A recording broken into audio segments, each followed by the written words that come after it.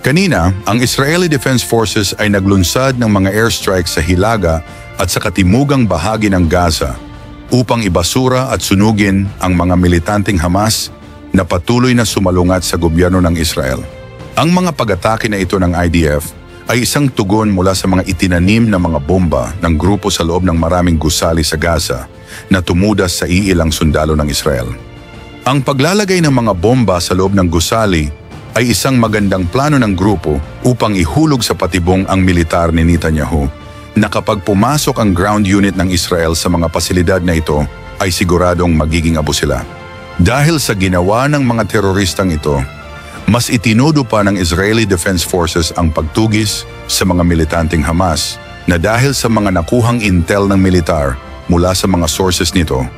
na ang grupo ay kasalukuyang nagtipon upang pagplanuhan ang mga pambobomba nito sa mga militar ni Netanyahu na sa mga oras na ito ay walang pag-alinlangang binagsakan ng Israeli Air Force ng air-to-ground missile upang itumba ang mga salot na ito sa Gaza. Ayon sa ating mga nakalap na balita na hindi bababa sa 30 ang kumpirmadong tumawid sa kabilang buhay, kabilang na dito ang mga teroristang Hamas at pagkasugat sa humigit kumulang 50 individual dahil sa pagtatago ng grupo sa likod ng maraming inosenteng tao. Nasa sobrang lakas ng bombang bumagsak sa gusaling pinagtataguan ng mga militante ay nawasak at nadurog ang mga kabahayan na sumiklab ang malaking apoy bilang resulta sa patuloy na pakikipaglaban ng mga teroristang ito sa militar ng Israel. Ang patuloy na kampanyang militar ng Israeli Defense Forces sa Gaza ay sumasalamin sa matinding galit at puot dahil sa hindi pa rin inilabas ng Hamas ang maraming mga Israelita na binihag ng grupo noong ika-7 ng Oktubre taong 2023 na hindi titigil ang militar ng Israel sa paglumpo sa mga alagad ni Khamenei sa Gaza hanggang sa hindi tuluyang nakuha ng militar ang mga hostage. Na nitong mga nakaraang araw lang, ang papalit na Pangulo ng Estados Unidos na si Donald Trump ay naglabas ng matinding babala na nakasentro sa militanteng Hamas na kailangan bago ang ika-20 ng Enero ay nailabas na ng grupo ang mga Israeli na binihag nito dahil kung hindi papakawalan at magmatigas pa rin ang Hamas ay magiging impyerno ang Gaza sa kanyang pag-upo sa mga susunod na buwan. Ang mga babala ni Trump ay posibleng mangyari dahil sa ngayon pa lang ay hindi na nakikinig ang grupo sa kaliwat kanan na mga babala ng Israel sa Gaza dahil na rin sa mga sinabi ni Khamenei sa kanyang mga alagad nitong mga nakalipas na linggo na labanan ng gobyerno ng Israel upang kontrahin ang mga pang-aapi umano ng mga Zionista sa maraming Palestinian. Kapag ginawa ni Trump ang mga binitawang salita nito, ay posibleng mas tumaas pa ang bilang ng mga taong tatawid sa kabilang buhay sa Gaza dahil siguradong hindi rin titigil ang Estados Unidos sa pagbomba sa maraming kuta ng mga militante hanggang sa hindi tuluyang nakuha ng Amerika ang mga taong binihag ng grupo. Sa kabilang anggulo, ang maraming rebelding grupo sa Syria na Hayat Tahrir al-Sham ay gumawa ng isang madiskarteng aksyon upang pulbusin ang maraming tuta ni Putin sa Syria, kung saan ang grupo ay naglunsad ng isang malupit na opensiba sa mga tao ni Putin na ang HTS rebel ay nagpakawala ng maraming missile at anti-tank guided missile upang tudasin ang mga sundalong Ruso na nagpapalawak ng impluensya nito sa Syria. Nasa sobrang lakas ng mga bala at bombang pinakawalan ng kilusang Tahrir al-Sham ay sumabog ang maraming kagamitang pandigma ng militar at humantong sa pagkatuda sa maraming sundalo.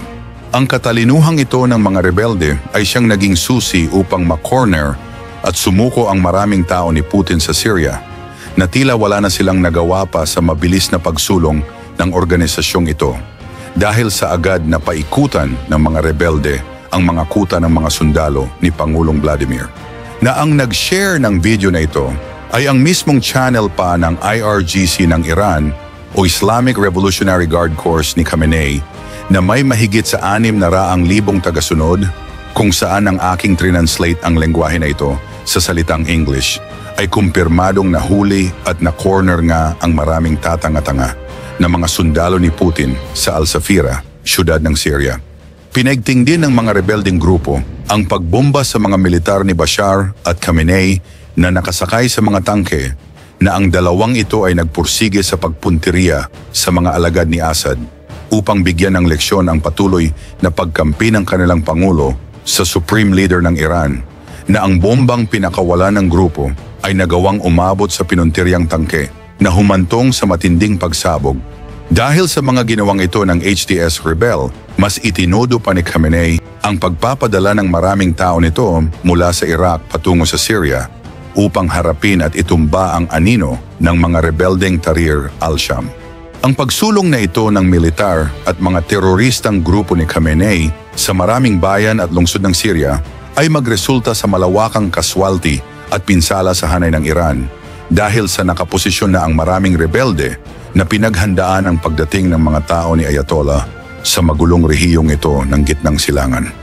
Ang mga kaganapang ito ay nagbigay na ng malawakang krisis sa bansa na ang maraming mamamayan ng Syria ay wala ng halos makain dahil sa kaliwat kanan ng mga pambobomba mula sa magkabilang panig na ang mas naapektuhan sa digmaan na ito ay ang maraming sibilyan na naipit sa gitna ng bakbakan. Dahil ang mga rebeldeng grupo ay hindi nagpapakita ng kahinaan sa mga panahong ito, na sinakop na nila ang ilang mga kuta ng militar ni Bashar sa Syria upang ipakita na hindi sila hihinto sa pagputol sa rehimen ni Assad at Khamenei na tumatakbo sa kanilang bansa. Ang mga darating na araw at linggo ay magiging magulo pa dahil sa pagpapakita ng lakas ng magkabilang panig na mas tataas pa ang bilang ng mga taong tatawid sa kabilang buhay. Ikaw, ano ang masasabi mo sa malupit na diskarte ng mga rebelding ito upang i-corner ang maraming tao ni Putin sa Syria? I-comment mo yan sa ibaba at babasahin natin yan isa-isa. Hanggang dito na lamang po. Maraming salamat po sa inyong lahat at mabuhay po kayo.